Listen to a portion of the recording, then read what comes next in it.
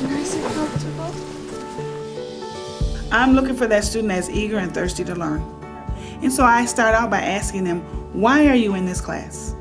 And you get a variety of answers. Some say it's because I can get extra credits for college, or I'm going into nursing or the medical field, and I figured this is the best way to get started. Beef, poultry, fish, beans, and nuts. We have the nursing assistant course that they can take.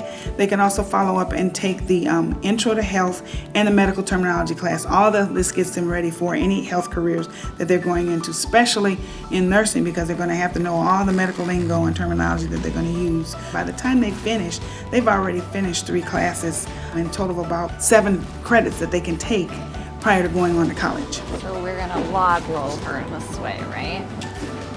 We follow along with Hawkeye and their curriculum, and we do the skills that are being taught at a college level. We get every day to be with these students, so that's kind of a privilege that we get here in the high school versus, in the college. I love the fact that these kids are getting early experiences, and the skills of just communicating and working with each other is huge too, so that once they get to clinical, they are not afraid because they're getting that interaction with each other, with the mannequins, with the equipment, actually physically using the equipment, so they're ready.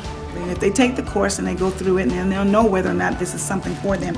They said, no, I don't think I want to do this. And I have met students who've gone through the class and they said, well, this really isn't for me. I want something in the medical field, but not necessarily this. And so they go on to do other things too.